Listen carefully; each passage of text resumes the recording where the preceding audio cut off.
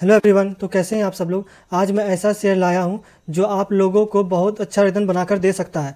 अब मैं ये बात इतनी कॉन्फिडेंस में कैसे बोल पा रहा हूं, क्योंकि मैं आप लोगों के पास ऐसा ही स्टॉक लेकर के आता हूं जिसका बिजनेस मुझे पर्सनली बहुत ही अच्छा लगता है। क्योंकि फंडामेंटल और टेक्निकल तो कंपनी के थोड़ा बहुत बदलते ही रहते हैं, लेकिन अगर बिजनेस अच्छा हो तो वो थोड़ा बहुत फंडामेंटल या मार्केट सेंटीमेंट को संभाल लेता है। इसलिए आप भी कभी किसी कंपनी का एनालिसिस करें तो सबसे पहले उसका बिजनेस समझ लें, उसके बाद उसके टेक्निकल या फंडामेंटल एनालिसिस के ऊपर ध्यान दें। उससे पहले अगर आप इस चैनल में पहली बार आए हो तो आप इस चैनल को सब्सक्राइब कर सकते हो। अगर आपको ये वीडियो अच्छा लगता है तो आप इस वीडियो को लाइक कर सकते हो। लेकिन ध्यान रखिएगा कि ये वीडियो सिर्फ एजुकेशनल पर्पस के लिए है। अगर आपको स्टॉक बाइंग या सेलिंग करनी है तो आप अपने एडवाइज़र से बात कर सकते हैं, लेकिन मेरा क्या व्यू है इस स्टॉक के बारे में वो मैं आप लोगों के सामने डिस्कशन करना चाहता हूं।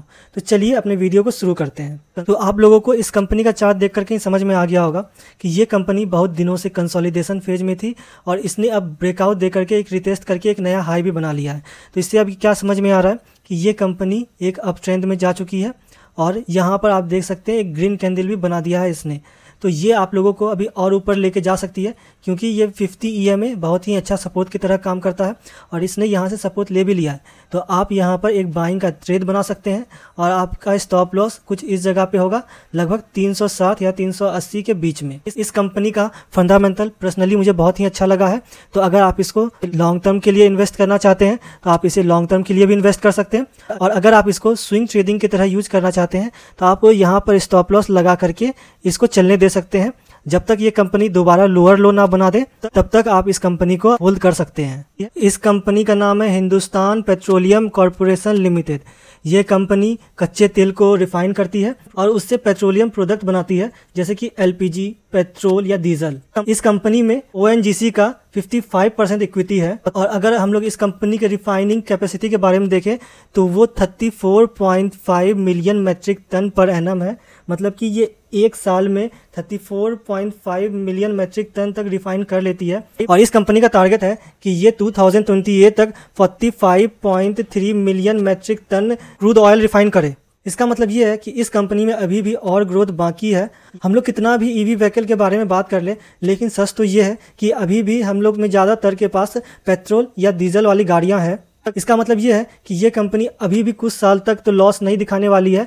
और अगर इस कंपनी ने किसी और सेक्टर में जंप मार लिया, मतलब कि अगर इस कंपनी ने, जैसा कि इनका प्लान भी है कि हाइड्रोजन सेक्टर में जंप मारना है, तो ये कंपनी आप लोगों को और ज़्यादा ग्रो होते हुए नज़र आ सकती है। अगर इस कंपनी के रेवेन्यू बैकअप के बारे में बात करें, मतलब कि इस कंपनी का रेवेन्यू कहाँ कहाँ से आता है, तो आप देख पाएंगे कि इस कंपनी का सबसे ज़्यादा रेवेन्यू डीजल से आता है 51%, उसके बाद पेट्रोल से आता है 26%, उसके बाद LPG से 13% तक आता है। अगर इस कंपनी के फ्यूचर गोल के बारे में बात करें तो petrochemical, logistic service, hydrogen, fuel cell, LPG में अपना प्रेजेंस को और इन्हेंस करने का इनका प्लान है। तो चलिए अब हम लोग इस कंपनी का फंडामेंटल एनालिसिस कर लेते हैं। तो इसका मार्केट कैप 84,000 है, मतलब कि ये कंपनी एक लार्ज कैप कंपनी है और इसका PE बहुत ज़्यादा कम है। तो मतलब अभी भी इस कंपनी में फ्यूचर ग्रोथ के चांसेस हैं, क्योंकि अगर आप इसके PE के सामने में ROC और ROE को देखिएगा तो ये बहुत ज़्यादा है। तो ये कंपनी अभी भी अंडर वैल्यू है। अगर हम लोग इसके डेट टू इक्विटी रेशियो के बारे में बात करें तो वो 1.42 है, जो कि ठीक ठाक ही है। ये बहुत ज़्यादा नहीं है। बहुत ज़्यादा कब होता, अगर ये 2 से लेकर के 3 के बीच में डेट टू इक्विटी रेशियो होता तो। और इसका अगर हम लोग पैग रेशियो बात करेंगे तो वो 0.45 है, जो कि ये दिखा रहा है कि ये कंपनी में अभी भी और ज़्यादा ग्रोथ के चांसेस हैं।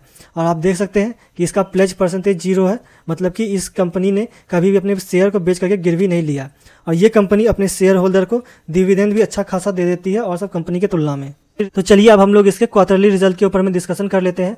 तो अगर आप यहाँ पे जून 2023 और जून 2024 का डेटा देखिएगा तो आपको नजर आएगा कि इस कंपनी ने बहुत ही बड़ा लॉस किया है। एक्चुअली में ये लॉस नहीं है, ये इसलिए है क्योंकि यहाँ पे रसिया पे सैंक्शन लग चुके थे, जिसके कारण रसिया से तो तेल आ नहीं रहा था। तो जो भी था इसी सब कंपनी ने प्रॉफिट बनाया था, जिसके कारण इसका ऑपरेटिंग प्रॉफिट भी यहाँ पे बढ़ चुका है।